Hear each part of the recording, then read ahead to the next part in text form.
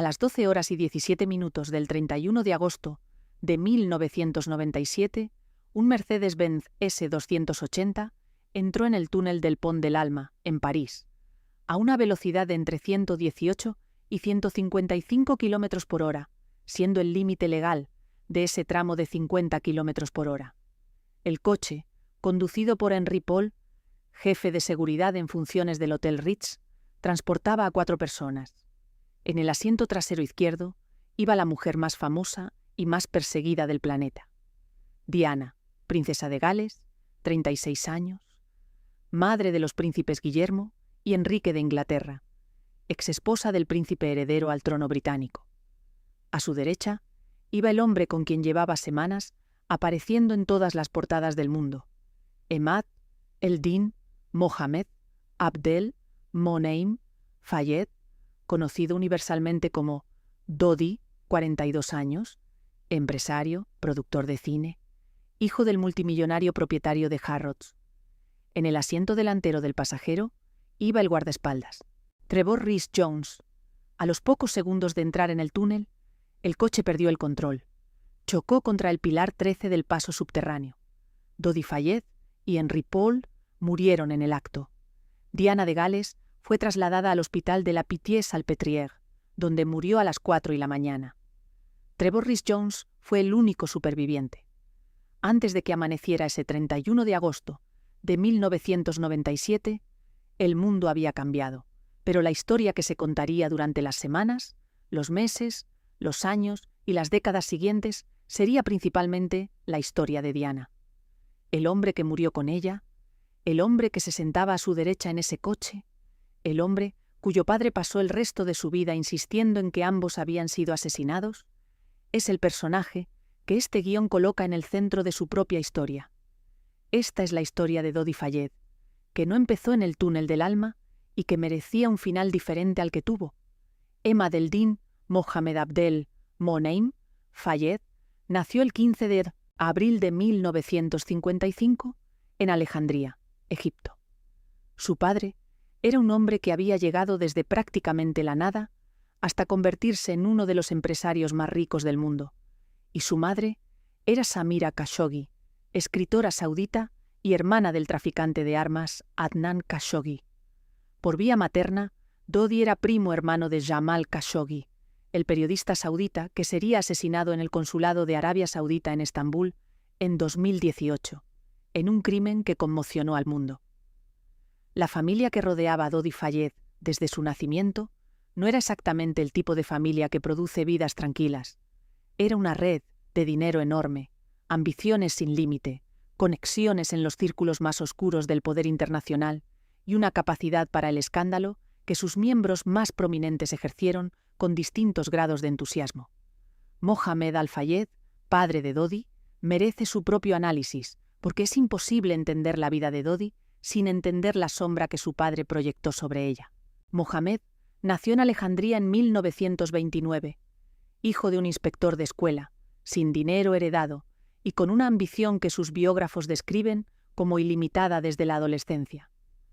Construyó su fortuna con una combinación de trabajo, audacia, alianzas matrimoniales estratégicas y una disposición para operar en los márgenes de lo que el mundo de los negocios internacional considera aceptable que sus críticos documentaron extensamente y que él siempre negó. Llegó a Londres en los años 60 y pasó las siguientes décadas construyendo el imperio que incluiría los grandes almacenes Harrods, el Hotel Ritz de París, el Fulham Football Club y propiedades por toda Europa. Pidió la ciudadanía británica y se la negaron reiteradamente, lo que él interpretó como discriminación racial y lo que sus enemigos describían como consecuencia de investigaciones sobre su historial empresarial. Fue uno de los hombres más ricos del mundo y también, según los investigadores de la Policía Metropolitana que lo interrogaron décadas después, uno de los denunciados con mayor frecuencia por agresiones sexuales a empleadas. Murió el 30 de agosto de 2023 a los 94 años, un día antes del aniversario de la muerte de Dodi y Diana. La historia de Mohammed Al-Fayed y su relación con el establishment británico es una de las más reveladoras sobre las paradojas del poder y el dinero en la Gran Bretaña del último cuarto del siglo XX. Mohamed llegó a Londres en los años 60 sin ciudadanía británica y sin la red de contactos que la clase alta británica construye durante generaciones en los mismos colegios e instituciones. Lo que tenía era dinero, ambición y una voluntad de conseguir acceso a los círculos del poder que sus críticos describían como obsesiva. La compra de Harrods en 1985, por la que pagó unos 600 millones de libras al grupo Lonrho en una operación que generó años de controversia legal, fue el movimiento que lo instaló definitivamente en la vida pública británica. Harrods no era solo una tienda, era un símbolo de la clase y el gusto british que ningún inmigrante egipcio sin ciudadanía había poseído nunca. Era también la prueba de que Mohamed Al-Fayed podía comprar lo que el sistema decía que le pertenecía a otra gente. La investigación del Departamento de Comercio, que siguió a la compra de Harrods, iniciada por el empresario Tiny Rowland, que se sentía víctima de un engaño en la transacción, arrojó dudas sobre los orígenes reales de la fortuna de Mohamed y sobre la veracidad de algunas de sus declaraciones previas sobre su riqueza. El informe fue crítico. Mohamed lo negó todo y siguió adelante. Era el patrón que definiría su relación con las instituciones británicas durante décadas. La acusación, la negación, la continuación como si la acusación nunca hubiera ocurrido. Solicitó la ciudadanía británica en 1993. Se la denegaron. El gobierno laborista de Tony Blair, que llegó al poder en 1997, tampoco se la concedió. Francia, en cambio, le otorgó la Legión de Honor. Mohamed Al-Fayed interpretó sistemáticamente cada negativa como racismo y como el precio de ser un egipcio árabe que se había atrevido a llegar demasiado lejos en una sociedad que no lo había invitado. Dodi creció en ese mundo de dinero ilimitado y de la presión específica que ejerce ser el hijo primogénito de un hombre que lo ha conseguido todo por sí solo. Sus padres se divorciaron cuando él tenía 4 años y Dodi quedó bajo la custodia de su padre, que se casó más tarde con la modelo finlandesa Keini Waten y tuvo con ella 4 hijos más. Dodi estudió en el Collège Saint-Marc en Alejandría y luego en el Instituto Le Rosey en Suiza, uno de los internados más exclusivos y más caros del mundo, donde la aristocracia y la plutocracia internacionales mandan a sus hijos para que aprendan todo lo que necesitan saber sobre cómo moverse en los círculos en que vivirán. A los 19 años se matriculó en la Academia Militar de Sandhurst en Gran Bretaña, la misma que más tarde formaría a los príncipes Guillermo y Enrique. Prestó servicio como agregado en la Embajada de los Emiratos Árabes Unidos en Londres, pero lo que a Dodi le apasionaba no era la milicia ni los negocios en el sentido convencional. Eran las películas. Según su padre, que lo dijo en una entrevista con la revista Variety en 2003, Dodi había estado enamorado del cine desde que era un niño. Y en 1980, con el respaldo financiero de su padre, Dodi fundó Allied Stars Limited, una productora cinematográfica con la que intentó construir una carrera en Hollywood que fuera genuinamente suya, independiente del apellido que le abría todas las puertas. El segundo proyecto de Allied Stars fue un éxito que nadie esperaba de la magnitud que tuvo. Carros de Fuego, el drama deportivo británico dirigido por Hugh Hudson, que cuenta la historia del atleta judío Harold Abrams y su camino hacia la medalla de oro en los 100 metros en los Juegos Olímpicos de París de 1924, fue una coproducción entre Dodi Fayed y David Putnam. La película recibió 7 nominaciones en la ceremonia de los Oscar de 1982. Se llevó 4 estatuillas, incluyendo la de Mejor Película. Cuando Putnam subió al escenario a recibir el Oscar a la Mejor Película, dijo algo que definió ese momento para Dodi Fayed, a Mohamed y a Dodi Fayed, que estuvieron ahí cuando los necesitamos y pusieron su dinero donde yo ponía mis palabras. Era el reconocimiento público más importante que Dodi había recibido nunca. Era la prueba de que podía hacer algo con su propio nombre, aunque ese nombre llevara incorporada la fortuna de su padre. Pero la carrera en Hollywood, que el Oscar de Carros de Fuego prometía, no fue exactamente lo que siguió. David Putnam, el coproductor que había recibido el premio, reveló años después que había echado a Dodi del rodaje por haber repartido presuntamente cocaína entre el equipo. Era la primera vez que alguien en el sector ponía sobre la mesa algo que los que lo conocían sabían, pero que raramente se decía en público. Que Dodi Fayed, con todo el dinero del mundo y con el mejor comienzo posible en la industria cinematográfica, tenía dificultades para construir una carrera profesional coherente, porque sus prioridades no eran exactamente las que una carrera profesional coherente requiere. Un colaborador anónimo, que trabajó con él, lo describió con una brutalidad que en los años posteriores a su muerte habría resultado imposible de publicar. Dodi era un tipo encantador, pero sabía tanto de producir películas como mi asistenta. Llegaba con el dinero y se llevaba el título, pero no sé si alguna vez hizo el trabajo del día a día. Lo que Dodi sí hizo con continuidad fue producir películas con el dinero de su padre durante los años 80 y principios de los 90. Produjo FX, Efectos Mortales en 1986, FX2 en 1991, y fue productor ejecutivo de Hook en 1991, el film de Steven Spielberg con Robin Williams y Dustin Hoffman, que aunque no fue la película más crítica de la carrera de Spielberg, fue un evento cultural de primera magnitud. Pero la vida de Dodi, fuera del trabajo, era igualmente prominente y mucho más documentada. Era un habitante frecuente de los mejores clubes nocturnos de Los Ángeles, Nueva York y Londres. Era conocido como alguien que vivía con la generosidad específica de quienes tienen dinero ilimitado y la necesidad de demostrar que lo tienen. Era el tipo de figura que atrae ciertos círculos de admiración y también ciertos tipos de amistades que duran exactamente lo que dura la proximidad a alguien que paga las cuentas. Su único matrimonio formal fue con la modelo Susan Gregard, que duró aproximadamente 8 meses en 1987 y terminó en divorcio. Era el tipo de matrimonio que los biógrafos describen con el vocabulario de la impulsividad. Rápido en comenzar, igualmente rápido en terminar. Dodi no era un hombre que apareciera en las páginas de Sociedad como alguien que construía relaciones duraderas. Era alguien que aparecía con mujeres hermosas en los lugares más visibles del mundo, con la regularidad de alguien para quien ese tipo de visibilidad era parte del aire que respiraba.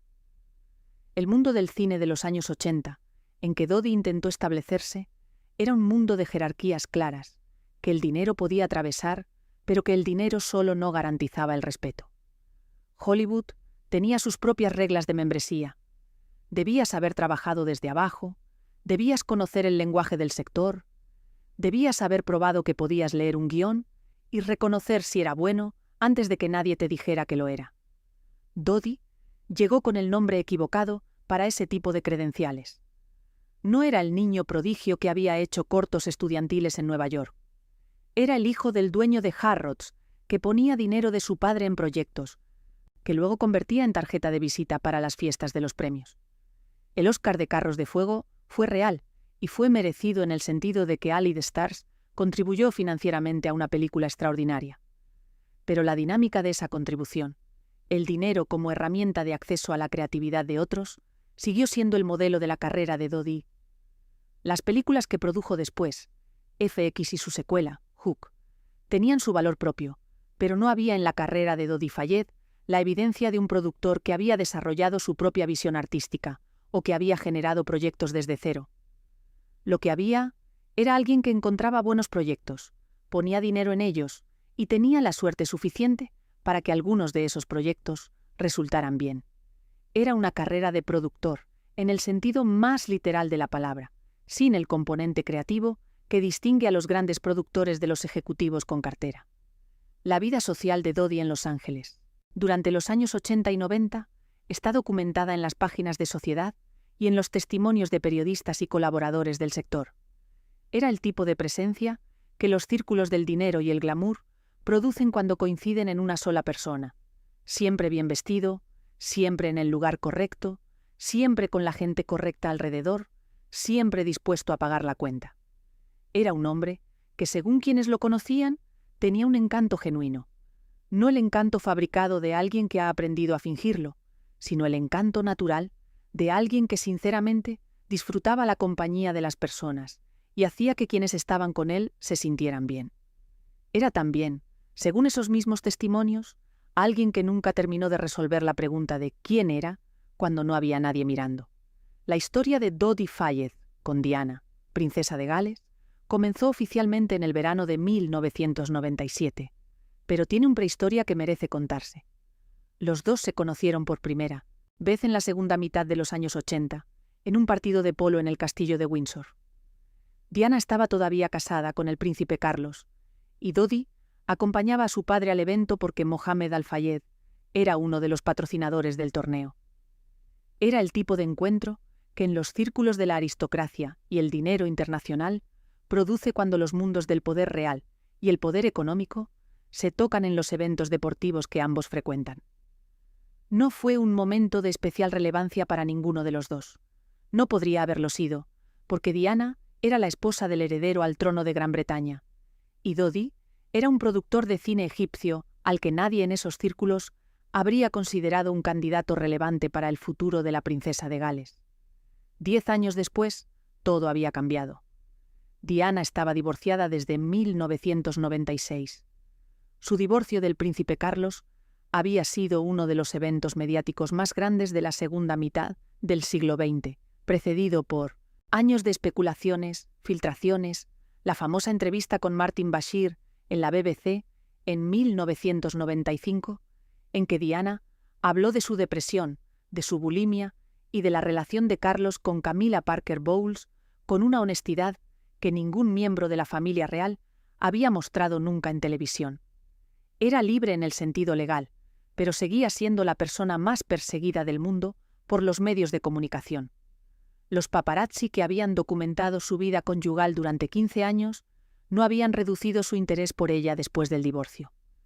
Si acaso, lo habían intensificado, porque la Diana divorciada era potencialmente más interesante que la Diana casada. Podía tener una vida amorosa que fotografiar.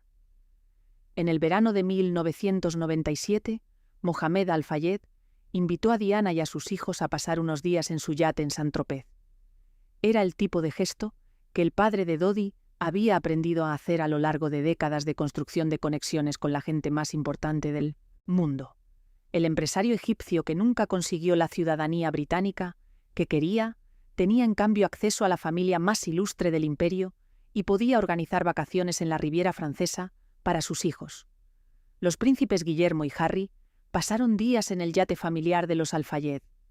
Dodi, que en ese momento tenía una relación con la modelo americana Kelly Fisher y que según Fisher estaba comprometido con ella, apareció también. Kelly Fisher es un capítulo que la narrativa romántica del romance de Diana y Dodi tiende a omitir o a minimizar, pero que merece su propia atención. Fisher y Dodi habían estado saliendo durante aproximadamente 2 años, cuando el verano de 1997 los llevó a la Riviera Francesa. Según el testimonio de Fisher, que en agosto de 1997 celebró una rueda de prensa con la abogada Gloria Allred, luciendo un anillo de diamantes y zafiros que presentó como el anillo de compromiso que Dodi le había dado. La relación era formal y el compromiso era real. Según los representantes de Dodi, él no había hecho ninguna promesa de matrimonio. Según los hechos disponibles, Dodi rompió su relación con Fisher el 7 de agosto de 1997 por teléfono, 3 días después de que las fotografías de él besando a Diana en el yate Jonical fueran publicadas por el tabloide británico Sunday Mirror.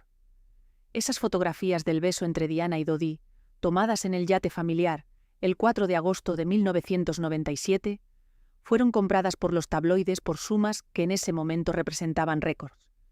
Era la imagen que el mundo llevaba semanas esperando desde que las primeras informaciones sobre las vacaciones en el Mediterráneo habían empezado a circular. Era la confirmación visual de que Diana, la princesa más famosa del mundo, tenía una nueva historia de amor. Y era también el principio del período en que la persecución mediática de la pareja alcanzó una intensidad que ninguno de los dos habría podido prever completamente, aunque Diana, que había vivido bajo el asedio de los paparazzi durante 15 años, era la persona más consciente del planeta de lo que esa clase de atención podía producir. Dodi, por su parte, era alguien que había pasado su vida adulta en los círculos donde los famosos y los fotógrafos que los documentan son 2 partes de un mismo sistema. Había asistido a premiaciones y presentaciones de cine. Había aparecido en revistas de sociedad. Pero la escala de la atención que generaba su relación con Diana era algo cualitativamente diferente de cualquier cosa que hubiera experimentado antes. No era la atención que genera un productor de cine en los eventos del sector. Era la atención de los 200 millones de personas que compraban las revistas que publicaban las fotos de Diana. Era la atención de los paparazzi, dispuestos a cruzar cualquier límite legal y ético para conseguir la imagen que valdría decenas de miles de libras en el mercado de los tabloides europeos y americanos. Las semanas de agosto de 1997 fueron las de un romance intenso, documentado por el objetivo de centenares de fotógrafos que seguían a la pareja por el Mediterráneo. Dodi y Diana pasaron tiempo en el yate Jonical, en Saint-Tropez, en Cerdeña, en Portofino. Las imágenes de los dos juntos, riendo, bronceados, relajados, circularon por todas las portadas del mundo. En ese mismo período, Dodi visitó la joyería Repossi en Mónaco, según el testimonio del dueño Alberto Repossi, que años después hablaría con la prensa italiana sobre aquel encuentro. Diana había señalado, desde el exterior de la boutique, un anillo de la colección que se llamaba Dis-moi oui, dime sí. Repossi concertó una cita en Saint-Tropez para hablar del anillo. La pregunta de si Dodi propuso matrimonio a Diana en las horas anteriores a su muerte es una de las que las investigaciones posteriores no pudieron responder con certeza, porque los únicos que podían haberla respondido murieron esa noche. El padre de Dodi insistió durante años en que así fue y en que Diana había aceptado. El entorno de Diana, incluyendo su ex mayordomo Paul Burrell, cuestionó esa versión. Los amigos de Dodi describían a alguien muy enamorado y dispuesto a comprometerse. Sus críticos señalaban que llevaba semanas con Diana y que la rapidez del aparente compromiso era más coherente con el carácter impulsivo que el de alguien que había tomado una decisión meditada. La investigación oficial de 2008 no encontró evidencias suficientes para confirmar ni para desmentir que hubiera habido propuesta de matrimonio. La vida de Diana después del divorcio, en 1996, era la de alguien que había recuperado la libertad formal de hacer sus propias elecciones, pero que descubría que esa libertad era más complicada de ejercer de lo que había imaginado. Seguía siendo la madre de los herederos al trono de Gran Bretaña. Seguía siendo la mujer más fotografiada del mundo. Sus movimientos seguían siendo tema de especulación permanente en la prensa. Su trabajo humanitario, que era genuino y que incluía su campaña contra las minas antipersona, que la llevaría a Angola y Bosnia en los meses anteriores a su muerte, le daba propósito y visibilidad. Pero su vida personal era objeto de la atención de millones de personas que no podían resistir la pregunta sobre con quién estaría ahora la princesa más famosa del mundo. Su relación anterior más seria, antes de conocer a Dodi, ese verano, había sido con el cirujano cardíaco pakistaní Hasnat Khan, con quien había mantenido una relación de varios años en la más absoluta discreción posible. La discreción era el mecanismo que protegía la relación. Khan no quería la atención pública que acompañaba inevitablemente a cualquier hombre que estuviera con Diana. Y Diana entendía que la única manera de mantener algo real era mantenerlo invisible. La relación terminó en algún momento de 1997, poco antes de que empezaran las vacaciones en el Mediterráneo.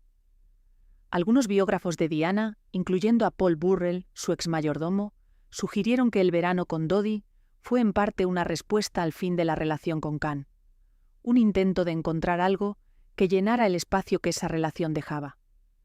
La cobertura mediática del romance de Diana y Dodi en el verano de 1997 fue un ejemplo extremo de algo que Diana había conocido durante toda su vida pública, pero que ese verano alcanzó una dimensión nueva. Los tabloides europeos, especialmente los británicos y los franceses, habían construido economías de atención cuyo producto central era la imagen de Diana. Una foto de Diana en cualquier contexto valía dinero. Una foto de Diana con un hombre desconocido valía más. Una foto del beso en el yate valió lo suficiente como para que el Sunday Mirror la comprara en una suma que representaba un récord en el mercado de fotografías de celebridades. Ese mercado tenía sus propias reglas, su propia ética y su propia indiferencia hacia las consecuencias de lo que producía. Lo que sí se sabe con certeza es lo que ocurrió el 30 de agosto de 1997. Dodi y Diana llegaron en avión privado a París desde Cerdeña, donde habían continuado sus vacaciones en el Mediterráneo. Esa tarde fueron a ver el apartamento que había pertenecido al duque y la duquesa de Windsor, en el Boulevard du Bois de Boulogne, un apartamento que Mohamed Al-Fayed había comprado y amueblado con piezas originales de los Windsor. Según algunos relatos, Dodi quería que Diana lo viera como posible residencia futura. Luego, pasaron por la joyería Reposi, donde se recogió el anillo que habían encargado semanas antes. Esa noche fueron a cenar al restaurante Chef Benoit, pero la presencia de paparazzi apostados en la puerta los hizo cambiar de planes. Volvieron al Ritz. Intentaron cenar en el restaurante del hotel, pero la atención de los otros clientes hizo que la cena fuera incómoda. Dodi organizó que les sirvieran la cena en la suite imperial. Terminaron de cenar cerca de la medianoche. Lo que ocurrió entonces fue el resultado de decisiones tomadas en los últimos minutos de la vida de Dodi Fayed. El plan original para regresar al apartamento de Dodi, en la Rue Arsène Houssaye, era usar el coche principal con un chofer y un guardaespaldas, con un coche señuelo, saliendo por la entrada principal para distraer a los fotógrafos que llevaban horas apostados frente al Ritz. Fue una táctica que habían usado otras veces durante las semanas anteriores.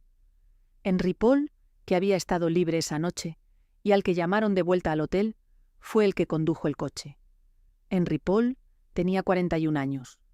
Llevaba 11 trabajando para el Ritz y había llegado a ser jefe de seguridad del establecimiento. Era un hombre de confianza de la familia Al-Fayed. Las pericias toxicológicas, realizadas después del accidente, revelaron que Henri Paul había consumido cantidades significativas de alcohol esa noche, un nivel en sangre de entre 1,73 y 1,87 gramos por litro, más de 3 veces el límite legal para conducir en Francia. Además de alcohol, tenía en su organismo una combinación de medicamentos, Prozac, Noctamid, Tiaprida y Aotal, todos ellos incompatibles con la conducción y con el consumo de alcohol, según sus propios prospectos.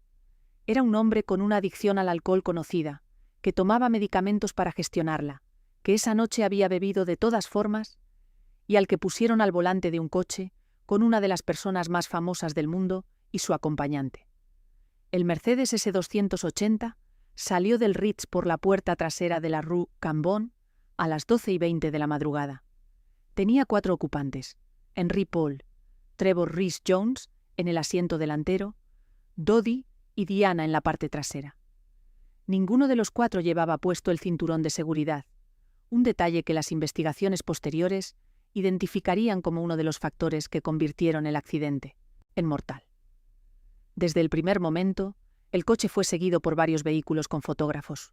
Henri Paul aceleró. El recorrido fue por la avenida Cambon, la Plaza de la Concordia, las avenidas del Cours la Reine y Albert I, en dirección al túnel del Pont de l'Alma. Cuando el Mercedes entró en el túnel, los testigos que estaban en sus proximidades describieron un coche que circulaba a velocidades muy superiores a las permitidas. A las 12:23, el coche impactó contra el pilar 13. Trevor Rhys-Jones sobrevivió.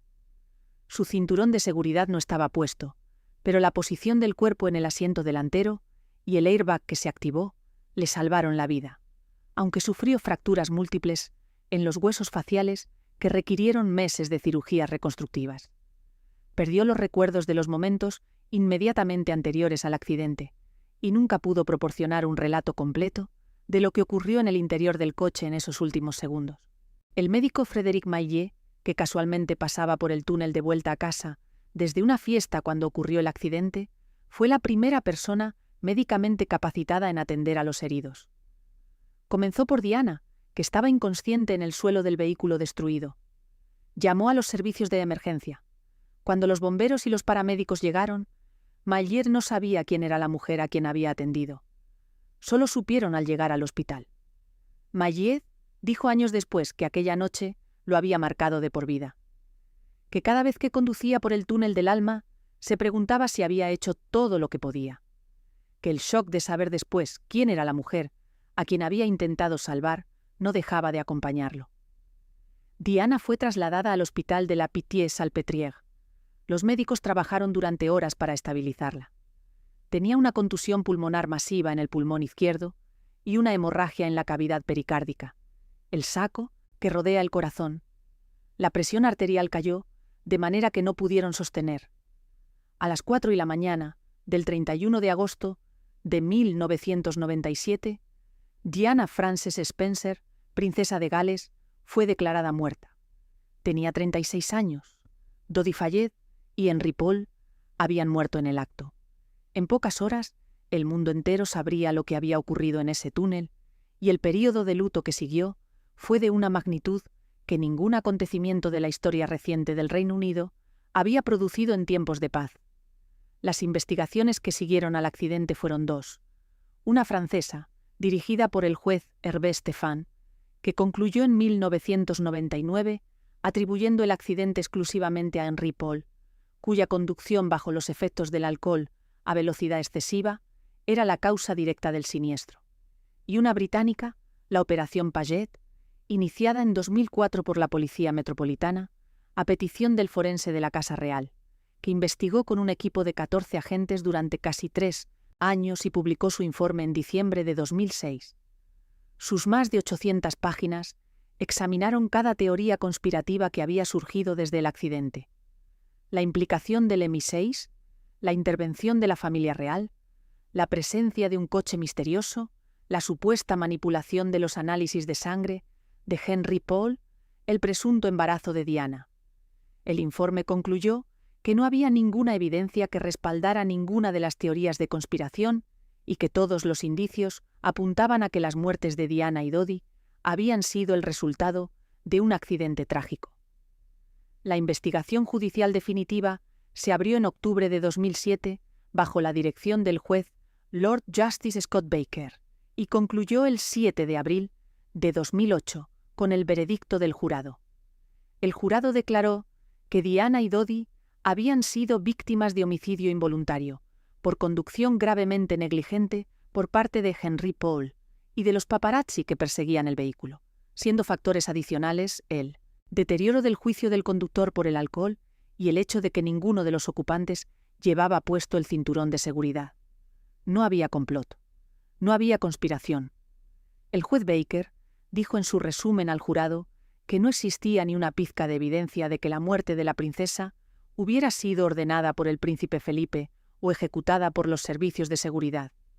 Al día siguiente del veredicto, Mohammed Al-Fayed anunció que ponía fin a su campaña de 10 años para demostrar que la muerte había sido un asesinato, diciendo que lo hacía por el bien de los hijos de Diana. Mohammed Al-Fayed erigió 2 monumentos a Dodi y Diana en Harrods, uno en 1998 y otro más grande en 2005. En el segundo hay una fotografía de los dos juntos y una urna que supuestamente contiene una botella de vino, de la cena de aquella noche y el anillo de compromiso que Dodi había comprado en Reposi. Son el memorial de un padre que nunca aceptó del todo los veredictos oficiales, que pasó décadas y millones de libras intentando que el mundo creyera que a su hijo lo habían matado, y que murió el 30 de agosto de 2023, un día antes del aniversario de la muerte de Dodi, sin haber conseguido que ninguna investigación oficial respaldara su versión de los hechos. El legado de Mohammed Al-Fayed, en relación con la muerte de Dodi, es el de un padre que amaba a su hijo con una intensidad que la pérdida convirtió en obsesión, y que la obsesión convirtió en una campaña que devoró su credibilidad junto con millones de libras. Las acusaciones que formuló durante los 10 años siguientes al accidente eran cada vez más elaboradas. El MI6, la familia real, el príncipe Felipe como arquitecto de un asesinato de Estado, Diana embarazada de Dodi y el plan para evitar que una princesa de Gales tuviera un hijo con un egipcio musulmán. Cada nueva acusación llegaba sin pruebas verificables. Cada nueva acusación era investigada y descartada. Y Mohammed seguía insistiendo, porque la alternativa, la aceptación de que su hijo había muerto porque un conductor borracho condujo demasiado rápido, era demasiado trivial para el tamaño del dolor que sentía. Los monumentos que Mohammed erigió en Harrods tienen su propia densidad simbólica. El primero, de 1998, era una fotografía en un marco. El segundo, de 2005, era ya algo diferente. Una escultura de bronce que muestra a Dodi y Diana bailando bajo una gaviota, con una urna que contiene el anillo de compromiso y una supuesta botella de vino de la última cena. Era la materialización de la versión de los hechos que Mohammed quería que el mundo aceptara. Dos enamorados a punto de comprometerse, interrupted by a conspiracy. Era también, para los que conocían los documentos de las investigaciones y los testimonios de las personas más cercanas a Diana, una versión que era en el mejor caso una exageración y en el peor una falsificación del registro histórico. Pero era el memorial de un padre, no un documento histórico, y como memorial de un padre tenía su propia verdad. Dodi Fayed fue enterrado primero en el Brookwood Cemetery, cerca de Woking, Surrey. Su padre organizó más tarde el traslado de sus restos a la finca familiar en Surrey. Era la decisión de alguien que quería tener a su hijo cerca. Mohammed Al-Fayed murió el 30 de agosto de 2023, exactamente 26 años después de la última noche de la vida de Dodi, un día antes del aniversario de la muerte. Era el tipo de coincidencia que en otras circunstancias podría haberse leído como poética. En las circunstancias de Mohammed Al-Fayed, que en los años anteriores a su muerte fue objeto de investigaciones de la Policía Metropolitana por más de 140 denuncias de agresión sexual a empleadas, la coincidencia tiene un sabor diferente. La historia póstuma de Mohammed Al-Fayed añade otra capa a la historia de Dodi, porque ilumina el entorno familiar en que Dodi creció. Las denuncias de agresión sexual contra Mohammed que sus víctimas describían en los testimonios recogidos por la BBC y por Scotland Yard databan de décadas y habían sido ignoradas o silenciadas durante años por la misma combinación de poder y dinero que Mohammed había usado para todo lo demás. Harrods, bajo su nueva propiedad catarí, ofreció compensaciones de hasta 385.000 libras a las víctimas y emitió una disculpa formal. La Policía Metropolitana reconoció que había recibido la primera denuncia contra Mohammed ya en 1995 y que no había actuado. Era la imagen de un sistema que había protegido a un hombre poderoso de las consecuencias de sus actos durante décadas, y que solo procesó los hechos después de que el hombre estaba muerto. La historia de Dodi Fayed es también la historia de una clase de vida específica del siglo XX. El hijo de un hombre que lo construyó todo desde cero, que crece en la sombra de una fortuna que no ganó, que intenta construir algo propio y que lo consigue en parte pero nunca del todo, que vive con la generosidad y la velocidad de quien sabe que el dinero no es el problema, pero sospecha que tampoco es la solución. Tenía 42 años cuando murió. Había producido una película ganadora de un Oscar. Había vivido en los mejores hoteles y los mejores yates del mundo, y en las últimas semanas de su vida había estado con una de las mujeres más extraordinarias del siglo, perseguido por cientos de fotógrafos que querían documentar su historia. La noche del 30 al 31 de agosto de 1997, en el Ritz de París, contiene en sus detalles toda la tragedia de lo que sigue. El hotel, propiedad de Mohammed Al-Fayed desde 1979, era uno de los lugares más seguros en que Dodi y Diana podían estar en París en términos de control del acceso. Los paparazzi no podían entrar. La seguridad del hotel era profesional y discreta. Dodi y Diana habían pasado horas en la suite imperial, con la cena que les habían servido arriba para evitar la exposición en el restaurante, probablemente con la conversación que solo ellos podían saber cómo fue. Y en algún momento de la noche, tomaron la decisión de salir hacia el apartamento de Dodi, que estaba a unos 3 kilómetros de distancia, en lugar de quedarse en el hotel o volver a él más tarde. La decisión de llamar a Henry Paul para que condujera ese coche ha sido analizada desde todos los ángulos posibles. ¿Sabía alguien del estado de Henry Paul esa noche? Las investigaciones no encontraron pruebas de que alguien en el Ritz tuviera información concreta sobre su nivel de alcohol. Henry Paul había pasado la tarde libre, había bebido en un bar cercano, y cuando lo llamaron de vuelta al hotel, apareció sin que nadie aparentemente notara o actuara sobre lo que estaba claro para los investigadores que vinieron después. Era el tipo de fallo sistémico que produce las tragedias. No un acto de malicia, sino un conjunto de decisiones individuales, una de cuales parecía catastrófica en el momento en que se tomó. El plan del coche señuelo, con un vehículo que saldría por la entrada principal, con los guardaespaldas para distraer a los fotógrafos, mientras el Mercedes de Henry Paul salía por la trasera, era el mismo tipo de táctica que habían usado durante las semanas anteriores.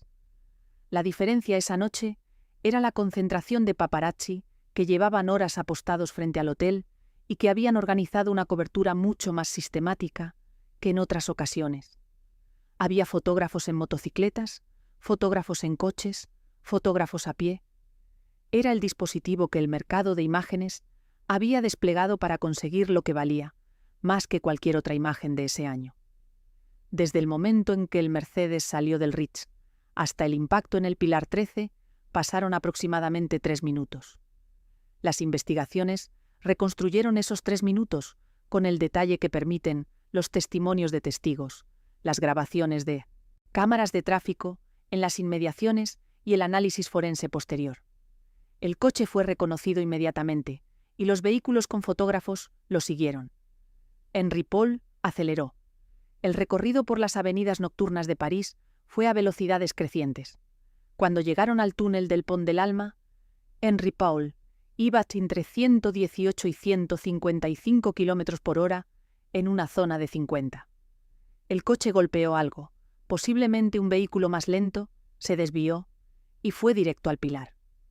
Un aspecto del accidente que las investigaciones examinaron con detención fue la presencia de un Fiat Uno blanco, que varios testigos dijeron haber visto en el túnel esa noche. Las investigaciones buscaron ese vehículo durante años.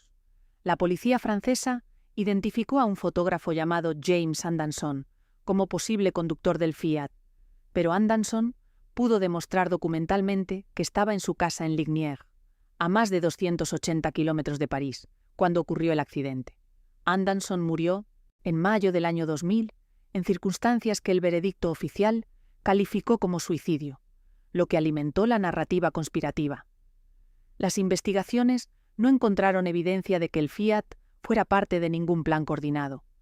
La escena en el túnel, en los minutos inmediatamente posteriores al impacto, fue caótica, y según los testimonios recogidos en las investigaciones, fue fotografiada por varios de los paparazzi que habían seguido al coche.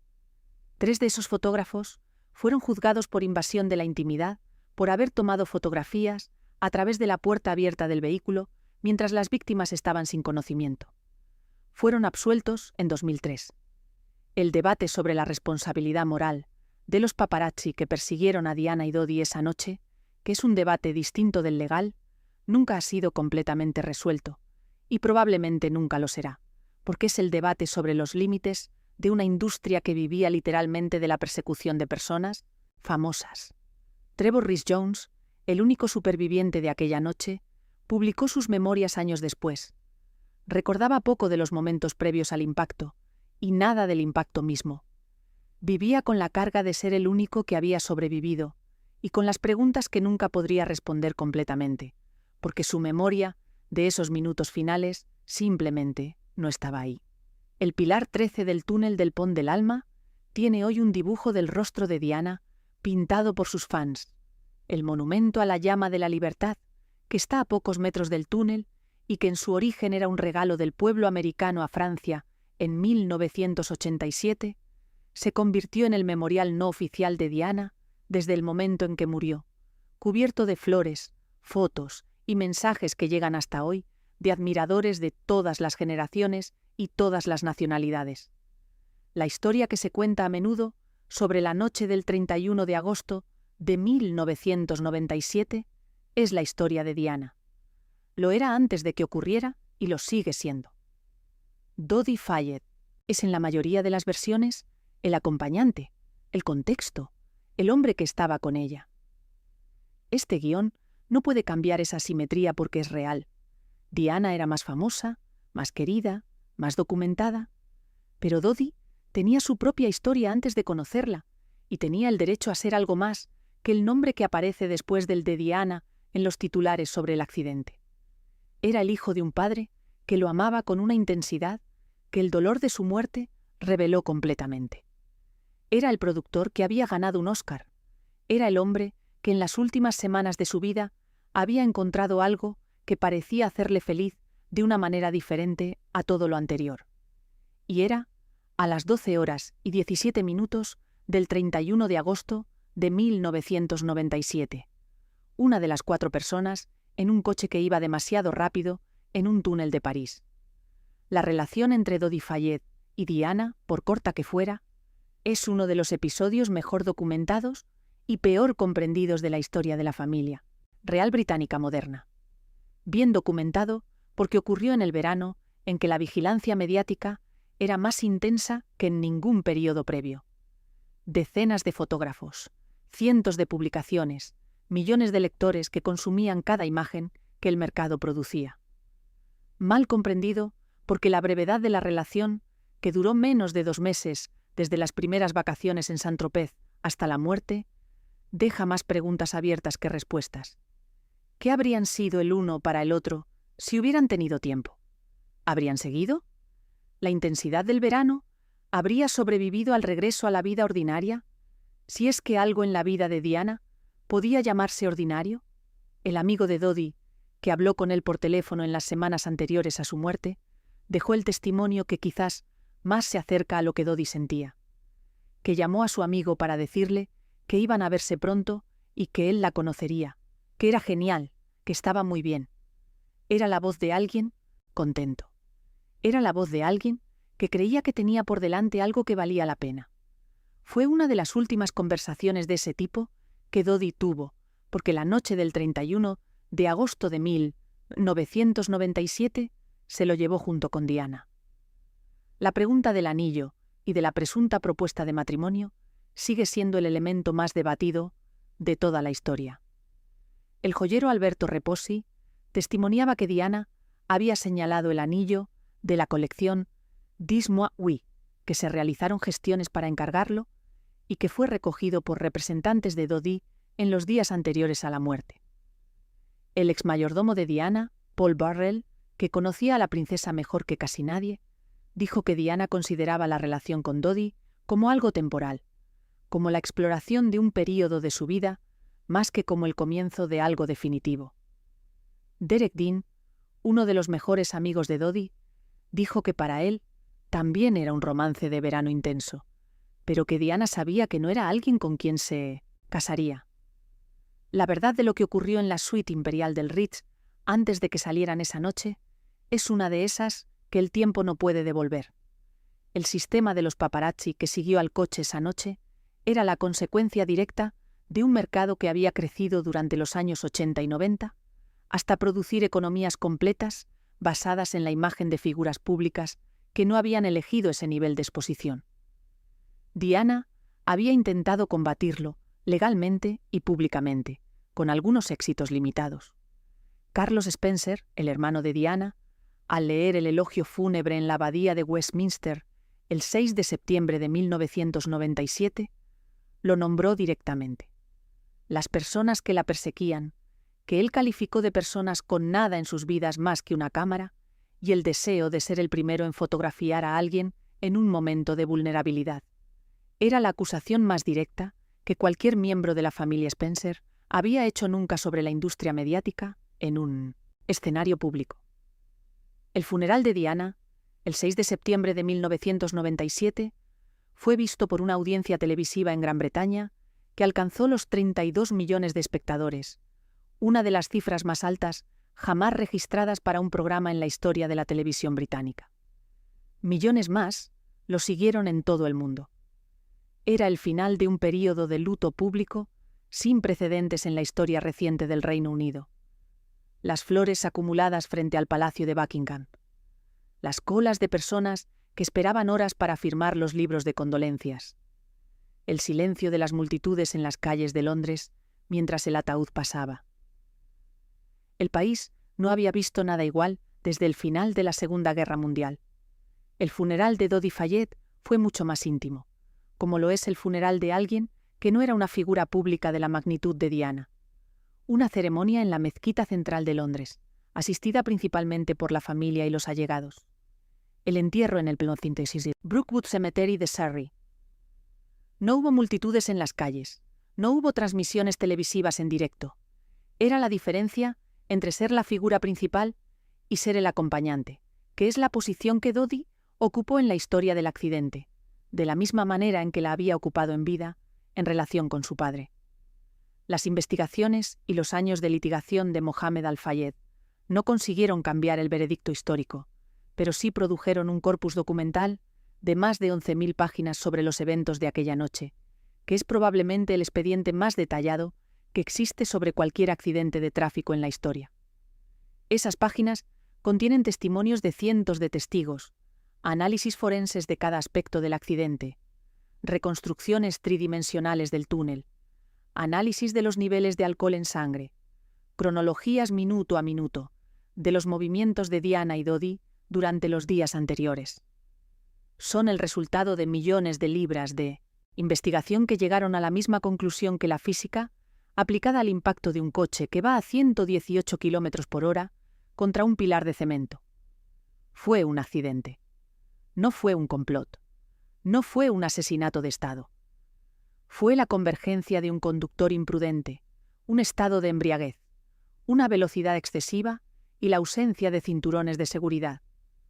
La relación entre el mundo del espectáculo y la persecución mediática, que culminó en el túnel del Pont del Alma, tiene una dimensión que las décadas posteriores han procesado lentamente pero de manera definitiva. La muerte de Diana generó en los meses siguientes un debate en prácticamente todos los países occidentales sobre los límites legales y éticos del fotoperiodismo de celebridades. En Gran Bretaña, ese debate produjo, con el tiempo, la creación del sistema de regulación de la prensa que sustituyó a la Comisión de Quejas de la Prensa después del escándalo de las escuchas telefónicas ilegales del News of the World en 2011. En Francia, los juicios posteriores a la muerte de Diana resultaron en absoluciones de los fotógrafos, pero la presión pública produjo cambios en la práctica de los tabloides europeos, que aunque difíciles de medir con precisión, fueron reales. Dodi Fayed es también, aunque raramente se lo señala, un ejemplo de una figura específica del mundo globalizado de finales del siglo XX. El hijo de un inmigrante que ha tenido éxito extraordinario en un país que nunca lo trató del todo como suyo. Mohammed Al-Fayed nunca consiguió la ciudadanía británica que quería. Nunca fue aceptado completamente por el establishment cuyas instituciones compraba. Era el outsider con el dinero suficiente para estar en todas las habitaciones correctas, pero sin el apellido correcto para sentarse en la mesa. Dodi heredó esa posición de manera que sus propias elecciones reflejaban. Vivía entre los mundos, no del todo en ninguno, con el pasaporte de un país donde no había nacido y los negocios de un país que nunca le había dado ciudadanía. La palabra que el joyero Repossi usó para describir el anillo que Diana había señalado en el escaparate de su boutique de Mónaco es la que queda como el símbolo más condensado de todo lo que ocurrió ese verano. Dis-moi oui, dime sí.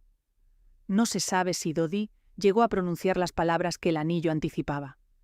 No se sabe si Diana habría dicho que sí, o que todavía no, o que nunca. Esas palabras, si se dijeron en la suite imperial del Ritz, en las horas que precedieron a la medianoche del 30 de agosto de 1997, y las únicas personas que pueden confirmarlas están muertas. Lo que sí se sabe es que el coche salió del Ritz, que entró en el túnel y que el anillo que se encontró entre los restos fue enviado por Mohammed Al-Fayed a la urna del monumento de Harrods, donde está todavía hoy, como el objeto que resume de la manera más pequeña y más irreversible todo lo que aquella noche se llevó. Hay un elemento del caso que los análisis del accidente raramente mencionan con el énfasis que merece: la historia de Henry Paul antes de ese agosto. Era un hombre con una trayectoria profesional sólida, un jefe de seguridad de 11 años en uno de los mejores hoteles del mundo, alguien en quien la familia Al-Fayed había depositado su confianza. Era también, según los datos que surgieron después, alguien que tenía un problema con el alcohol que sus compañeros de trabajo y sus superiores conocían o sospechaban. Era alguien que tomaba medicamentos que le habían sido recetados para ayudarlo a gestionar ese problema, y que esa noche había bebido de todas formas. Era alguien a quien llamaron de vuelta al servicio a medianoche para hacer un trabajo que normalmente no era el suyo, y que aceptó sin que nadie verificara si estaba en condiciones de conducir. Era la suma de fallos individuales y sistémicos que produce las tragedias que todo el mundo después dice que podrían haberse evitado. Si Henry Paul hubiera rechazado la llamada esa noche. Si alguien, en el Ritz, hubiera notado el estado en que estaba y hubiera insistido en que otro condujera. Si Diana o Dodi hubieran usado el cinturón de seguridad. Si hubieran ido más despacio. Cualquiera de esos cambios habría producido un resultado diferente. Las tragedias son así. No tienen una causa única, sino una cadena de causas, cada una de las cuales, vista individualmente, parece manejable, pero que juntas producen lo irreversible. La persecución de los paparazzi no habría sido mortal con un conductor sobrio y prudente. El alcohol y los medicamentos de Henry Paul no habrían sido mortales sin la presión de los fotógrafos que justificaban la velocidad. La velocidad no habría sido mortal si hubieran llevado cinturón. Cada nodo de la cadena se necesitaba para que la tragedia ocurriera tal como ocurrió. Ese es el veredicto que 2 investigaciones y un jurado construyeron durante 11 años y a un coste de 12,5 millones de libras. No fue un complot, sino una cadena de negligencias. Fue el homicidio involuntario de Henry Paul y los paparazzi lo que produjo la muerte de Diana y Dodi. Fue un accidente terrible, trágico, evitable y vacío de la lógica conspirativa que Mohamed Al-Fayed necesitaba para darle un sentido que el azar no puede proporcionar. Y fue el final de la historia de Dodi Fayed, que había empezado 42 años antes en Alejandría, que había pasado por Londres y Hollywood y el Mediterráneo, y que terminó en el pilar 13 de un túnel en París en la madrugada del 31 de agosto de 1997. El accidente en el túnel del Pont de l'Alma cambió también, en un sentido muy concreto, la historia de la prensa de celebridades en el mundo occidental. El volumen de atención que se dedicó a Diana en vida, medido en portadas de revista y en libras pagadas por imágenes, fue el producto de un sistema que había crecido durante 15 años sin que ningún mecanismo de control lo frenara. La muerte en circunstancias directamente relacionadas con la persecución de ese sistema fue el evento que obligó a preguntarse públicamente si el mercado tenía algún límite. La respuesta que las siguientes décadas produjeron fue parcial. Algunos límites legales más estrictos en algunos países, algunos cambios en la práctica de los tabloides, algunos debates que no se habían tenido antes. Pero el mercado de imágenes de celebridades siguió existiendo. Los paparazzi siguieron existiendo. La demanda de imágenes de personas famosas en sus momentos privados siguió siendo lo que siempre había sido. La muerte de Diana no resolvió el problema que contribuyó a producirla. La cambió. Dodi Al-Fayed está enterrado en la finca familiar en Surrey. El monumento que su padre le dedicó en Harrods estuvo en el edificio hasta que los nuevos propietarios catarís vendieron el establecimiento y el futuro del memorial quedó incierto. Era el objeto material que Mohamed había construido para impedir que la historia de su hijo quedara completamente subsumida en la historia de la mujer que murió con él. Era también, en su mezcla de amor genuino y versión que no aguantaba el escrutinio factual, el resumen más honesto de todo lo que Mohamed Al-Fayed fue. Un hombre que amaba profundamente a las personas que consideraba suyos y que usaba todos los recursos disponibles para construir el mundo como él creía que debía ser, sin que la resistencia de los hechos le disuadiera demasiado. Si esta historia te ha llegado, si en algún momento te has preguntado quién era realmente el hombre que estaba con Diana esa noche y qué vida tenía antes de que el mundo lo conociera por su muerte, deja tu opinión en los comentarios. ¿Conocías la historia de Dodi más allá del accidente? ¿Cambia algo sobre cómo ves esa noche de 1997? El debate está abierto. Y si quieres saber más sobre las historias que rodean la noche del Pont de l'Alma y sobre la vida de Diana antes de ese verano de 1997, en este canal tienes más capítulos de esta historia. Suscríbete.